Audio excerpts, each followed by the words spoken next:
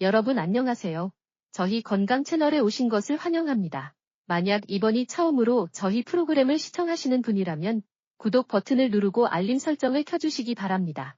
그러면 매주 정성껏 준비하는 건강 지식을 놓치지 않으실 수 있습니다. 오늘 여러분과 함께 논의하고자 하는 것은 매우 중요하면서도 민감한 건강 주제입니다. 이 주제는 최근 국제 뉴스로 인해 많은 관심을 받고 있습니다.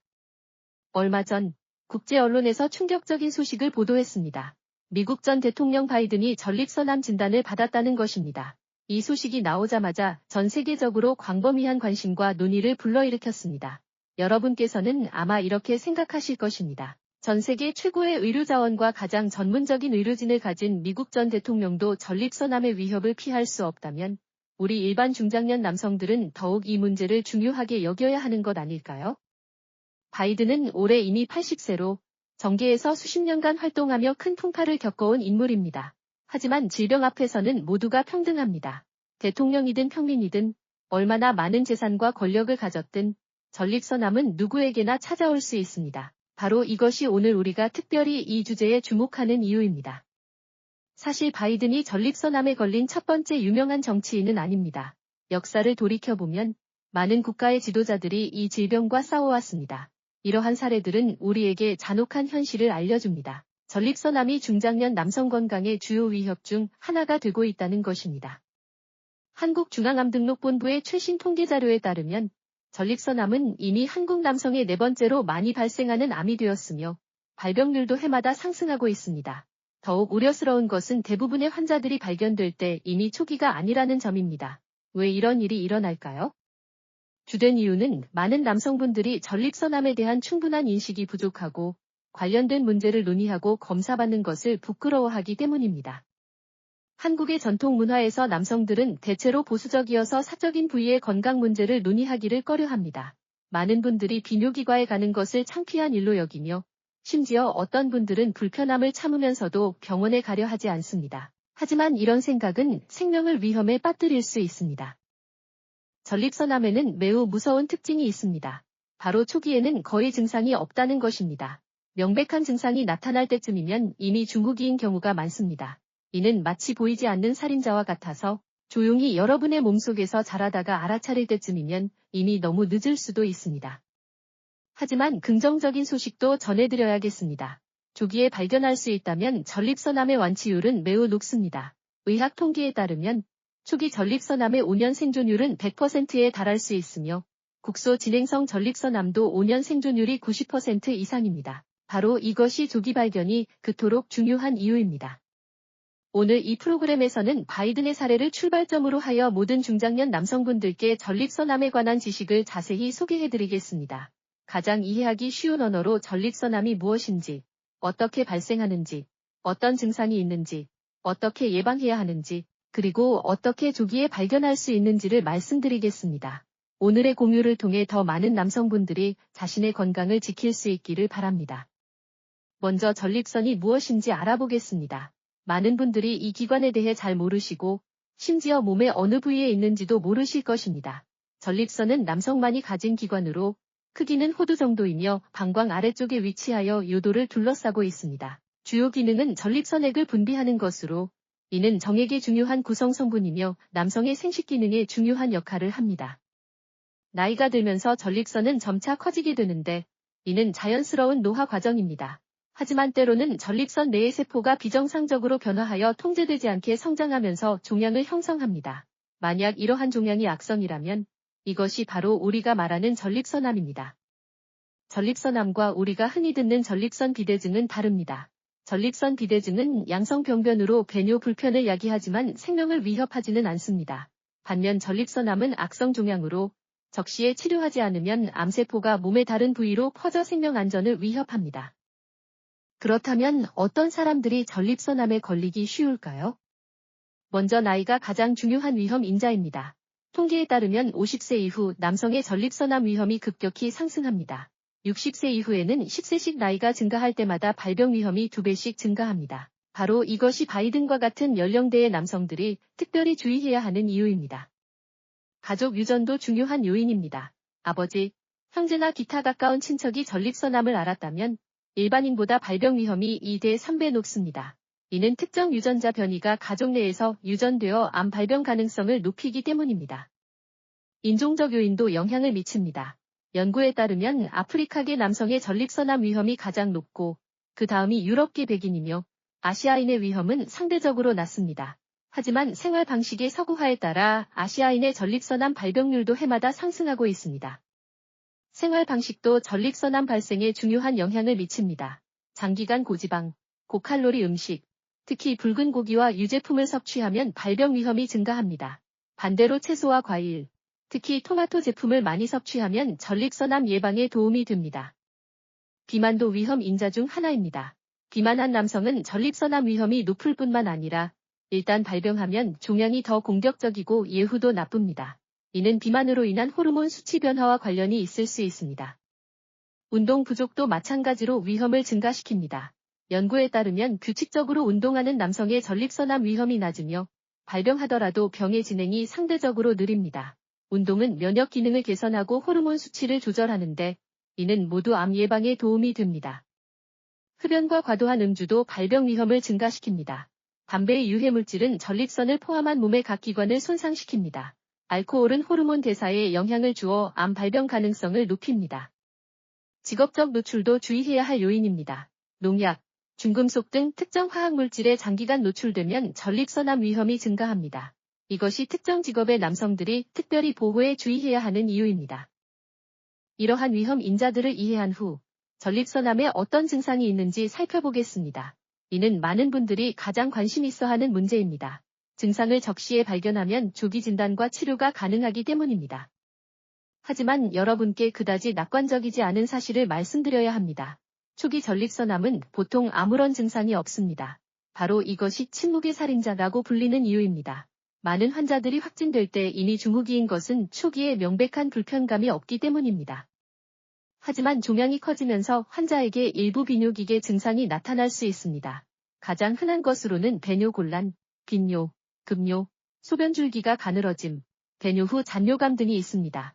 일부 환자는 야간뇨 증가로 인해 자주 일어나서 화장실에 가야 하는 상황도 있을 수 있습니다. 주의해야 할 점은 이러한 증상들이 양성 전립선 비대증의 증상과 매우 유사하여 쉽게 간과되거나 오진될 수 있다는 것입니다. 많은 남성분들이 이를 단순히 나이가 들면서 나타나는 정상적인 현상으로 여겨 적시에 병원에서 검사받지 않습니다. 전립선암이 계속 진행되면 더 심각한 증상이 나타날 수 있습니다.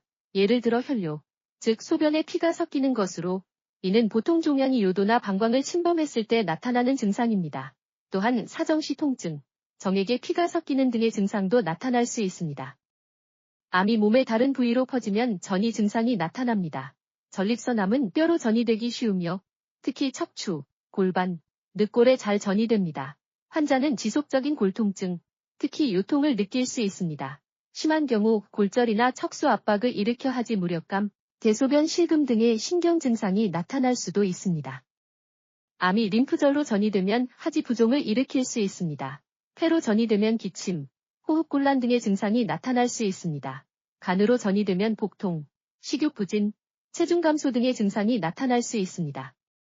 여기까지 보시면서 이러한 정보가 도움이 되었다고 생각하시면 저희 영상에 좋아요를 눌러주시고 저희 채널을 구독해주세요. 더 많은 실용적인 건강 지식을 지속적으로 제공해드리겠습니다. 초기 전립선암의 명백한 증상이 없다면 어떻게 조기에 발견할 수 있을까요? 이는 정기적인 건강검진과 검사에 의존해야 합니다. 현재 전립선암 검사는 주로 두 가지 항목을 포함합니다. PSA 검사와 직장 수지 검사입니다. PSA는 전립선 특이항원, 프라스테이 스피시픽 엔터전의 약자로 전립선 세포가 분비하는 단백질입니다. 정상적인 상황에서는 혈액 중 PSA 농도가 매우 낮지만 전립선에 문제가 생기면 PSA 수치가 상승합니다. PSA 검사는 매우 간단하여 혈액 검사만 하면 됩니다. 일반적으로 PSA 정상치는 4mg/ml 미만이어야 하지만 이 기준은 나이에 따라 조정됩니다.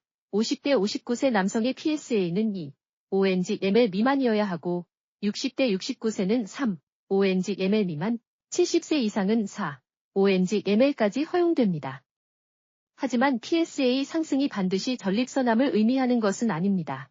전립선 염증, 전립선 비대증, 요로감염, 심지어 격렬한 운동도 PSA 상승을 일으킬 수 있습니다. 반대로 약 20%의 전립선암 환자는 PSA 수치가 정상입니다. 따라서 PSA 검사는 검사 도구일 뿐 확진의 근거가 될 수는 없습니다. 직장 수지 검사는 또 다른 중요한 검사 방법입니다. 의사가 장갑을 끼고 항문을 통해 손가락으로 전립선을 촉진하여 크기, 경도, 표면이 매끄러운지를 검사합니다. 이 검사가 불편하거나 부끄러울 수 있지만 전립선 이상을 발견하는 중요한 방법입니다. 만약 PSA가 상승했거나 직장 수지 검사에서 이상이 발견되면 의사는 추가 검사를 권할 수 있습니다. 초음파 검사는 전립선의 구조를 더 명확히 볼 수 있고 자기 공명 영상, MRI은 더 자세한 영상 정보를 제공할 수 있습니다.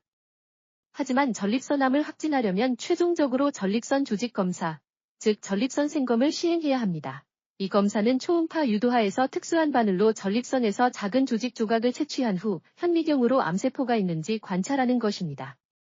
전립선 조직 검사는 듣기에는 무서워 보이지만 실제로는 비교적 간단하고 안전한 시술입니다. 전체 과정은 보통 외래에서 완료할 수 있으며 검사 시간은 대략 15에서 30분입니다. 의사는 환자에게 국소 마취를 하여 불편감을 줄입니다. 검사 후 경미한 혈뇨나 혈변이 있을 수 있는데 이는 정상적인 현상으로 보통 며칠 내에 사라집니다.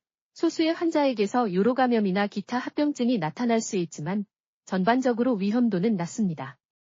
조직 검사에서 전립선암이 확진되면 의사는 암의 심각성 정도를 추가로 평가해야 합니다. 이는 암의 병기 개념과 관련됩니다. 간단히 말해서 병기는 암이 어느 정도까지 진행되었는지, 다른 부위로 퍼졌는지를 판단하는 것입니다. 전립선암의 병기는 주로 종양 크기, 주변 조직 침범 여부, 림프절이나 다른 기관으로의 전이 여부에 따라 결정됩니다. 초기 전립선암은 전립선 내에만 국한되어 퍼지지 않은 상태이고, 중기는 전립선 주변 조직까지 침범했을 수 있으며, 말기는 이미 림프절이나 다른 기관으로 퍼진 상태입니다. 병기 외에도 의사는 종양의 악성 정도를 평가하는데 이것이 글리슨 점수입니다. 이 점수 시스템은 현미경상에서 암세포의 형태에 따라 종양의 침습성을 판단합니다. 점수가 높을수록 종양이 더 악성이고 성장과 전이 속도도 더 빠릅니다. 병기와 점수를 파악한 후 의사는 개인 맞춤형 치료 방안을 수립할 수 있습니다. 전립선암의 치료 방법은 매우 다양하며 어떤 방법을 선택할지는 주로 환자의 나이, 신체 상태, 종양의 병기와 악성 정도에 따라 결정됩니다. 초기, 저위험 전립선암의 경우 의사는 적극적 감시를 권할 수 있습니다. 이는 치료하지 않는다는 의미가 아니라 정기적으로 검사하며 종양의 변화를 면밀히 관찰하는 것입니다. 종양이 명백하게 커지지 않으면 당분간 적극적인 치료가 필요하지 않습니다. 이 방법은 나이가 많거나 신체 상태가 좋지 않거나 종양 성장이 매우 느린 환자에게 적합합니다. 수술 치료는 전립선암의 주요 치료 방법 중 하나로 가장 흔한 것은 근치적 전립선 절제술입니다. 이 수술은 전립선 전체를 정랑과 함께 절제하여 암병소를 완전히 제거하는 것이 목적입니다. 현재 전통적인 개복수술, 복강경 수술, 로봇 보조 수술 등 다양한 방식이 있으며 각각 장단점이 있습니다. 방사선 치료도 흔히 사용되는 치료 방법입니다. 체외 방사선 치료와 체내 방사선 치료 두 가지로 나눌 수 있습니다. 체외 방사선 치료는 고에너지 방사선을 체외에서 전립선에 조사하여 암세포를 죽이는 것입니다. 체내 방사선 치료는 방사성 입자를 전립선 내에 삽입하여 내부에서 방사선을 방출해 암세포를 죽이는 것입니다. 말기 전립선암의 경우 의사는 호르몬 치료, 즉 남성 호르몬 차단 치료를 시행할 수 있습니다. 전립선암의 성장에는 남성 호르몬의 자극이 필요하기 때문에 약물이나 수술을 통해 남성 호르몬의 작용을 차단하면 암의 발전을 조절할 수 있습니다. 화학요법은 보통 호르몬 치료가 효과가 없는 말기 전립선암에 사용됩니다. 근년에는 면역치료와 표적치료 등 새로운 치료 방법들도 지속적으로 발전하고 있어 전립선암 환자들에게 새로운 희망을 가져다주고 있습니다. 각 치료 방법마다 부작용이 있습니다. 수술은 비뇨 기능과 성기능에 영향을 줄 수 있고, 방사선 치료는 장과 비뇨기의 반응을 일으킬 수 있으며, 호르몬 치료는 안면 홍조, 골다공증 등의 문제를 일으킬 수 있습니다. 의사는 환자의 구체적인 상황에 따라 치료 효과와 부작용을 고려하여 가장 적합한 치료 방안을 선택합니다. 이렇게 많은 치료 방법을 말씀드렸지만 사실 가장 중요한 것은 여전히 예방입니다. 속담에 예방이 치료보다 낫다고 하는데 이 말은 전립선암 앞에서 특히 적절합니다. 나이와 유전적 요인은 바꿀 수 없지만 생활 방식을 조정하여 발병 위험을 낮출 수 있습니다. 식이는 전립선암 예방의 중요한 요인입니다.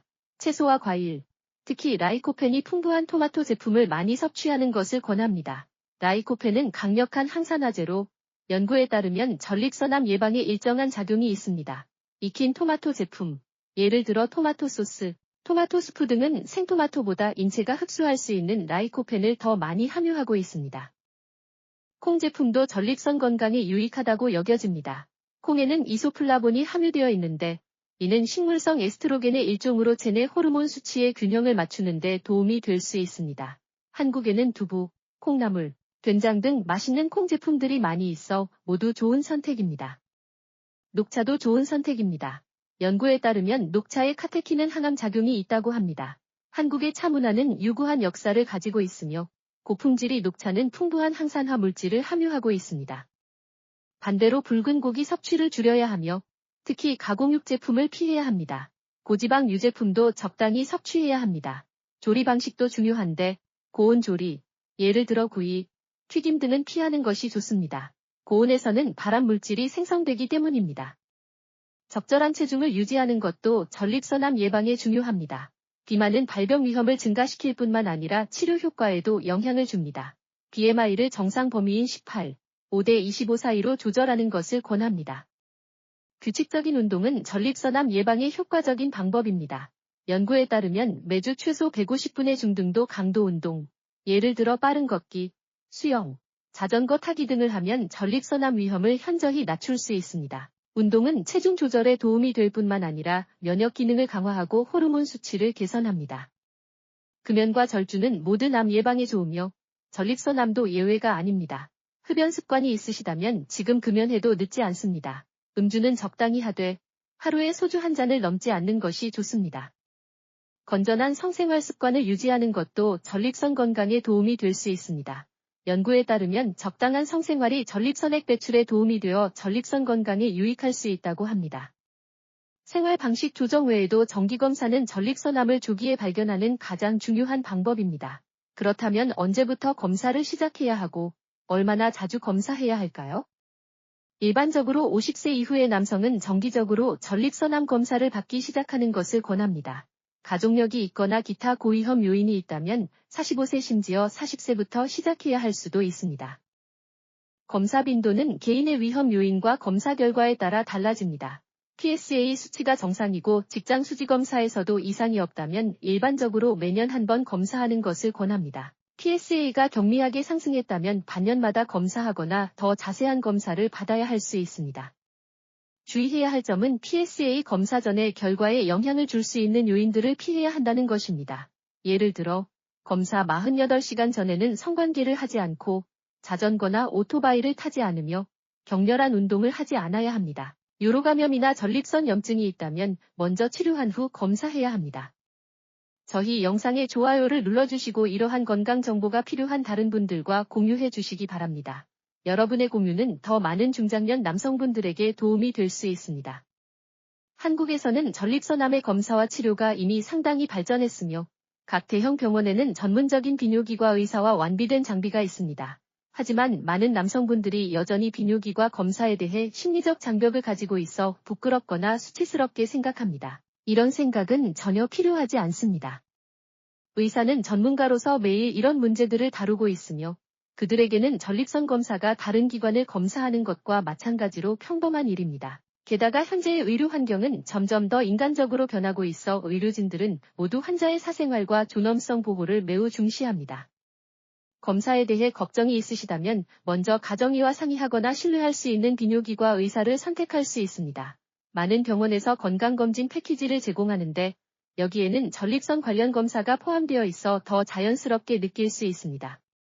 정기검사 외에도 평소 몸이 보내는 신호에 주의해야 합니다. 배뇨곤란, 빈뇨, 급뇨, 혈뇨 등의 증상이 나타나면 단순히 나이가 들어서 생기는 정상적인 현상이라고 생각하지 말고 즉시 병원에서 검사를 받아야 합니다. 가족의 지지도 전립선암 예방과 치료에 매우 중요합니다. 만약 여러분이 주부라면 집안의 남성 어른들에게 더 많은 관심을 기울이고 정기검사를 받도록 상기시켜 주세요. 만약 여러분이 자녀라면 아버지의 건강에도 관심을 갖고 병원 검사에 동행해 주세요. 이미 전립선암 진단을 받은 환자와 가족들에게는 과도하게 공황 상태에 빠지지 말라고 말씀드리고 싶습니다. 현재의 의료기술은 이미 매우 발전했으며 초기 전립선암의 완치율은 매우 높습니다. 중후기라고 하더라도 많은 효과적인 치료 방법이 있어 병세를 잘 조절하고 환자가 비교적 좋은 삶의 질을 유지할 수 있게 합니다. 치료 기간 중 환자의 심리적 건강도 마찬가지로 중요합니다. 전문 심리상담사의 도움을 구할 수 있고 환자 지지 모임에 참여하여 비슷한 경험을 가진 사람들과 교류할 수도 있습니다. 적극적이고 낙관적인 마음가짐을 유지하는 것은 회복에 큰 도움이 됩니다. 치료 기간 중 영양 지원도 중요합니다. 치료는 식욕과 소화 기능에 영향을 줄 수 있으므로 이때 더욱 영양 균형에 주의해야 합니다. 영양사와 상담하여 개인 맞춤형 식이 계획을 세울 수 있습니다. 회복 기간의 운동도 소홀히 할 수 없습니다. 적당한 운동은 체력 회복에 도움이 되고 기분을 개선하며 치료 부작용을 줄일 수도 있습니다. 물론 운동 강도와 방식은 의사의 조언에 따라 조정해야 합니다. 처음에 언급했던 바이든 전립선암 사건으로 돌아가면 이 사례는 전립선암이 정말로 어떤 남성에게든 발생할 수 있으며 빈부귀천을 가리지 않고 직업적 신분도 가리지 않는다는 것을 알려줍니다. 하지만 동시에 고령 환자라도 적시에 발견하고 적극적으로 치료하면 여전히 좋은 예후를 가질 수 있다는 것을 알려줍니다. 바이든이 고민으로서 자신의 병세를 공개한 용기는 대중의 전립선암에 대한 인식 제고에 큰 도움이 됩니다. 그의 용기는 또한 전립선암에 걸린 것이 부끄러운 일이 아니라는 것을 알려주며 중요한 것은 현실을 직시하고 적극적으로 치료하는 것이라고 말해줍니다. 한국에는 많은 우수한 의료 자원과 전문 의사들이 있으며 전립선암의 진단과 치료 수준이 이미 국제선진 수준에 도달했습니다.